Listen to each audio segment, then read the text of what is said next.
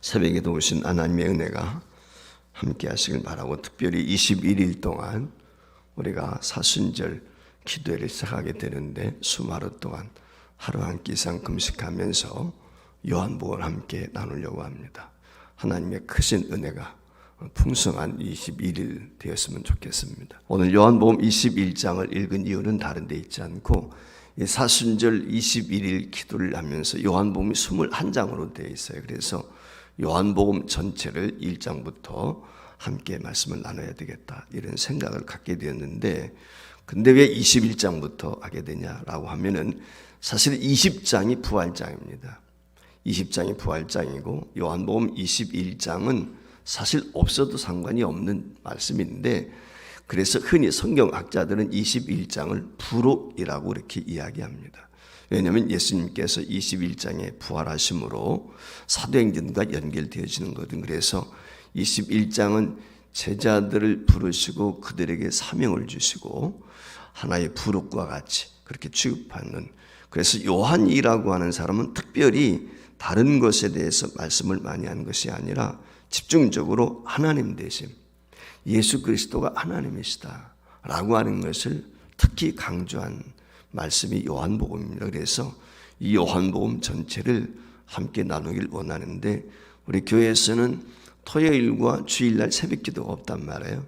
그래서 21장으로 되어 있는데 그럼 이것을 어떻게 해야 되나 고민을 하다가 금요일 기도회 때는 제가 요한복음을 3번이기 때문에 그래서 한 장씩 말씀을 나누면 좋겠다 생각이 들고, 그 다음에 또 하나는 여러분들이 새벽을 저와 함께 깨울 수 있도록 이해를 하면은 토요일 날 새벽 기도를 했으면 좋겠다. 그러면 딱 21장 마칠 수가 있거든요. 우리가 이제 월요일부터 금요일까지니까 15일이에요. 그게 6번을 더 해야 되는데, 그래서 금요일 날 3번 하고 토요일 날 3번 하면은 21장을 마칠 수가 있으니까, 그래서 여러분들이 수고스럽지만 토요일 날도 역시 함께 새벽을 깨웠으면 좋겠다, 그런 생각이 듭니다. 어쨌거나 그런 생각을 가지고 말씀을 나누게 되는데, 여러분들 잘 아는 것처럼 20장 마치기 위해서 20장까지 우리가 20장은 부활주일날 이제 아침에 원래 있게 되는 것이 정상인데, 우리가 그렇게 하면은 이 기간 동안에 이 본문 말씀을 통해서 하나님 우리에게 주시는 은혜를 깨닫는 그런 귀한 시간이 되었으면 좋겠습니다. 먼저 이 기간을 통해서 저와 여러분들이 오늘 여기 주신 말씀을 통해서 깨닫게 되어지고 도전받는 것이 뭐냐면, 우리가 증인이 되어야 되겠다. 주님이 증인이 되자라고 하는 것입니다. 자, 오늘 여기 요한 21절 부르라고 제가 말씀을 드렸는데, 그 이유가 뭐냐면 요한복음 20장 31절 말씀에 보면 요한복음을 결론을 맺고 있습니다. 그러니까 요한복음을 통해서 요한복음이 기록된 목적이 무엇인가, 그걸 분명히 이야기해 주겠어요. 우리 같이 한번 요한복음 20장 31절 읽습니다. 시작.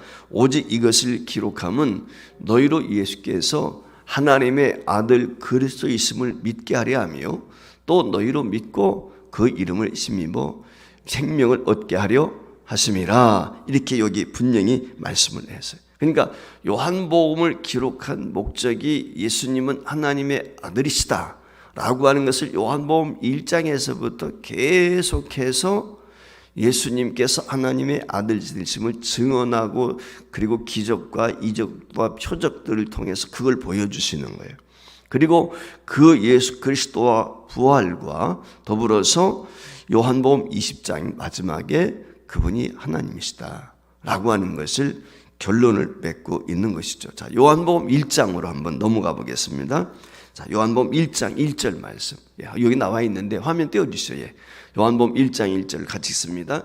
우리가 들은 바요, 눈으로 본 바요, 자세히 보고 우리의 손으로 만진 바다. 지금 예수님에 대해서 요한 사도가 이 예수님을 증거하는데, 여기 말씀에 보면 우리가 들었고 우리가 보았고 손으로 만진 바 되었다 라고 이렇게 지금 예수님에 대해서 증언을 하고 있어요. 이 말의 의미는 뭐냐면, 사도 요한이 공생의 3년 반 동안 예수님과 함께 다니면서 예수님을 경험했던 사건을 기록한 것이 요한복음이에요. 그래서 예수님을 내가 눈으로 직접 보았고 그 말씀도 들었고 우리는 그분을 직접 만져보았다. 여러분들 아시는 것처럼 도마 같은 경우에는 예수님의 십자가 두 손 두 발에 못자국, 창자국까지 다 봤단 말이에요. 만져봤단 말이에요. 그걸 지금 얘기하고 있는 거거든요. 그러니까 요한 사도가 이와 같이 예수께서 하나님의 아들 되심, 하나님 되심을 분명히 증언하고 있으면서 마지막 오늘 여기 21장에서 그 하나님이 제자들에게 찾아오셔서 사명을 주셨다라고 하는 것이죠. 그래서 이 제자들은 부활하신 주님을 만나서 새롭게 사명을 회복하고 이 디베랴 바닷가에서 손수 고기를 구워서 음식을 준비해 가지고 제자들을 먹이시면서 그들에게 사명을 주셨던 것을 우리가 본문에서 말씀을 통해서 알 수가 있죠.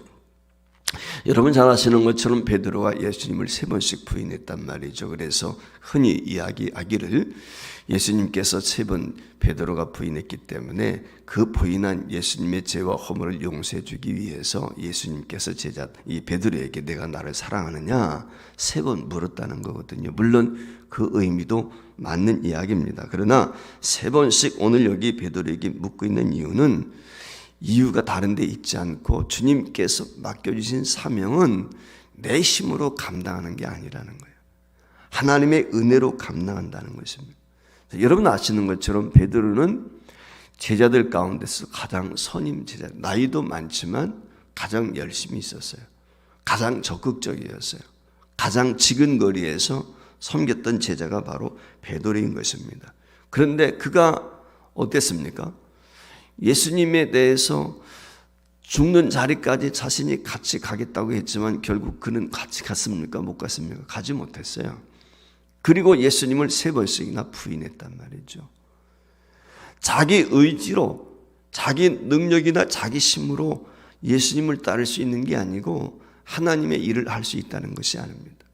오늘 예수님께서 이와 같이 3번씩 묻고 베드로에게 내 양을 먹이라, 내 양을 치라 라고 말씀하시는 이유는 다른 데 있는 것이 아니라 주님께서 은혜 주셔야만이 감당할 수 있다. 하나님의 은혜로 감당하는 것이다 라고 하는 것을 지금 강조하기 위해서 하고 있는 거예요. 베드로에게 묻습니다. 내가 나 사랑하니? 여러분 이 질문을 받았을 때 그 이전 같으면 어떨까요? 베드로 성격이. 그걸 말이라고 합니까? 제가 주님 사랑하죠. 주님을 위해서는 저는 무엇이든지 할 수 있습니다. 아마 이렇게 담대하게 대답했을 거예요. 근데 실패했잖아요. 그 실패했던 베드로가 뭐라고 그래? 주님 아시지 않습니까? 베드로는 진짜 주님 사랑한단 말이죠.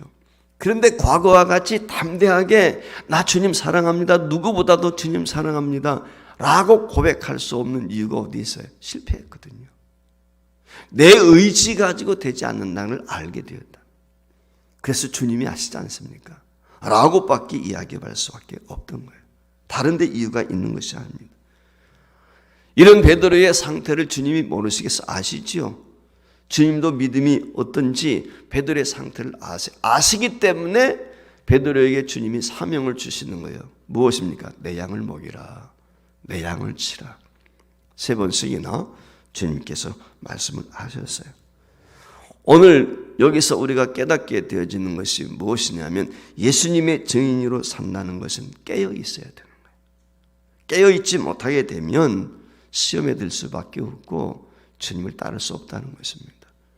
겟세마네 동산에 가셨을 때 제자들이 함께 자리에 나갔잖아요. 그런데 어떻게 되었습니까? 잠들었습니다. 졸며 잤단 말이죠.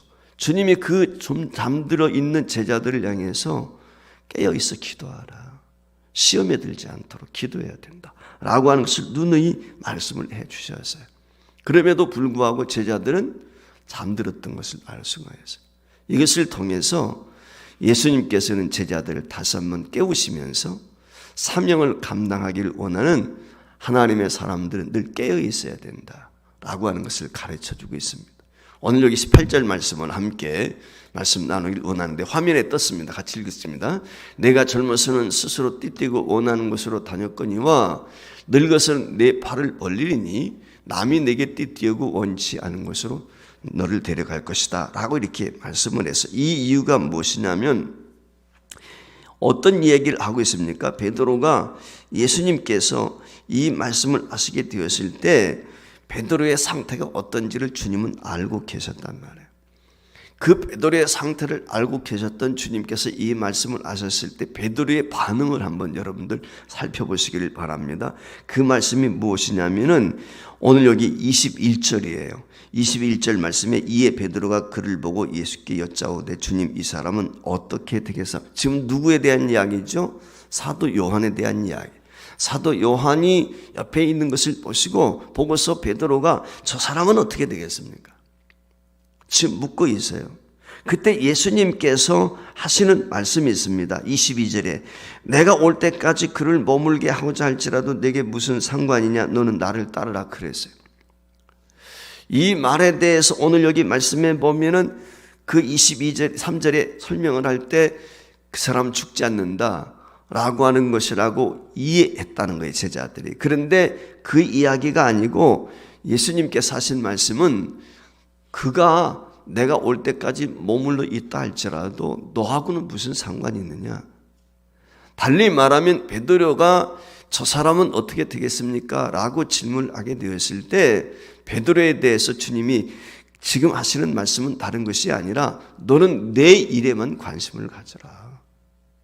타인에 대해서 네가 신경 쓰지 말아라. 우리가 교회 일하다가 실수하는 것 중에 하나가 이거예요. 주님이 맡겨진 내가 내 일에만 충성하면 되는데 자꾸 남과 비교해 보는 거예요. 아무개 권사는 어떤가? 아무개 집사는 어떤가? 내 일 맡겨진 사명 내가 충성하면 되는데 남과 비교한다. 남보다 내가 더 열심히지 않는가?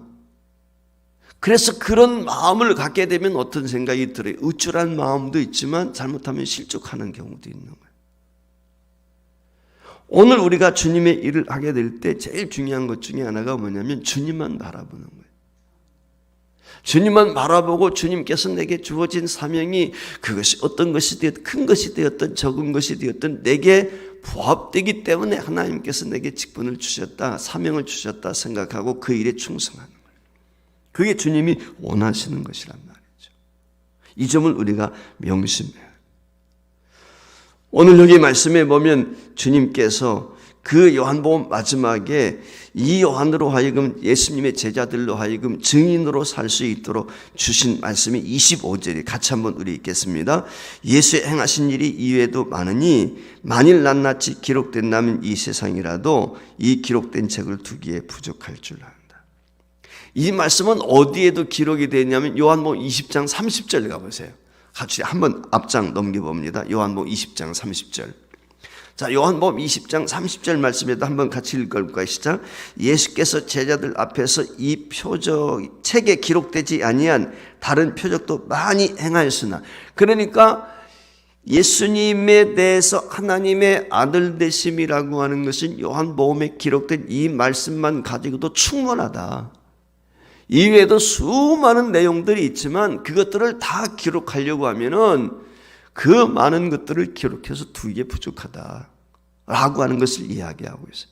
그러니까 20장에서 끝을 맺는 건데 21장에서 다시 한번 오늘 여기 강조하고 있는 이유는 다른 데 있는 것이 아니라 제자들에게 사명을 주시기 위해서, 그 사명자에게 필요한 것이 뭐냐, 오늘 여기 25절을 이야기하고 있는 이유는 다른 데 있지 않아요. 그것은 주님의 사명을 감당하기 위해서 사명자로서 첫 번째 조건 중에 하나가 뭐냐, 경험이 있어야 된다. 영적인 체험이 있어야 된다. 이것을 우리가 기억해야 됩니다. 우리가 영적인 체험이 없이는 증거할 수가 없어요. 우리가 나가서 전도하게 될 때 영적인 체험이 있어야 돼요. 이 말의 의미는 간증이 있어요. 언제나 제가 강조하고 있는 것 중에 하나가 뭐냐면 전도하게 될 때 성경 말씀 가지고 예수님이 이러했습니다 설명해가지고 되는 게 아니란 말이에요. 제일 중요한 건 내가 만난 예수님, 내가 경험한 예수님. 1장 1절에 요한복음 1장 1절에 요한이 이 말씀을 기록하면서 한 얘기가 뭐예요? 우리가 보고 듣고 만진 바 그거 이야기한 증언하고 확실하잖아요. 내가 봤어요. 그분한테 직접 들었어요. 만져봤단 말이에요. 이것보다 더 확실한 게 어디? 처음 했단 말이죠. 그러니까 오늘 요한복음 마지막에서도 이야기하는 게 그 증인이 되기 위해서 제일 중요한 게 첫 번째 뭐냐? 체험이 있어야 된다. 영적인 체험. 이 21일 동안에 혹시라도 우리에게 영적인 체험이 없는 사람들은 내게 영적인 체험을 주세요. 하다못해 꿈속에서라도 주님의 모습을 보게 하시고 주의 음성을 듣게 해주세요. 하나님 앞에 기도해야 돼. 그래야 담력이 있어요. 확신이 있어요. 그래 두려움이 없는 거예요. 이게 첫 번째. 두 번째가 뭡니까? 사랑하는 마음이 있어야 돼. 주님을 뜨겁게 사랑하는 마음, 한 영혼을 뜨겁게 사랑하는 마음이 있어야 돼. 교회를 사랑하는 마음이 있을 때 교회에 충성할 수 있어요. 목원들을 사랑하는 마음이 있을 때 목자가 충성할 수 있는 거예요. 태신자를 사랑하는 마음이 있을 때 어떻게든지 때를 넣든지 찾아가서 복음을 전할 수밖에 없는 거예요. 그러니까 주님 사랑하는 마음과 더불어서 형제 사랑하는 마음. 여기 두 번째, 사명자가 가져야 돼요. 마지막 세 번째가 있다면 그것은 담력입니다. 용기가 있어야 됩니다. 용기는 아무나 있는 게 아니에요. 조금 전에도 말씀을 드린 것처럼 배짱이 있어가지고 되는 게 아니에요. 복음 전하는 건 배짱으로 되는 게 아니라 성령 충만함으로 되는 거예요. 그러니까 용기가 있어야 된다는 이 말의 의미는 성령 체험을 해야 돼요. 성령 충만 받아야 돼요. 성령의 은혜 없이는 어느 누구도 복음을 전할 수가 없어요. 목사인 저 자신도 마찬가지. 성령 충만하면은 말씀을 담대히 전하게 되는데 성령 충만하지 못하게 되면 나 자신부터도 복음을 전하면서 확신이 약한 거예요. 이게 굉장히 중요해요. 그래서 우리가 증인의 삶을 살고 복음을 전하기 위해서 성령 충만. 첫 번째 체험이 있어야 된다. 두 번째 사랑하는 마음이 있어야 된다. 세 번째 성령 충만해야 된다. 이 사순절 21일 동안 저와 여러분의 새벽을 깨우게 될 때 하나님께 은혜와 은총을 경험하고 다시 한번 사명자로 우뚝 세워질 수 있는 은혜가 복기를 주의 이름으로 축원합니다.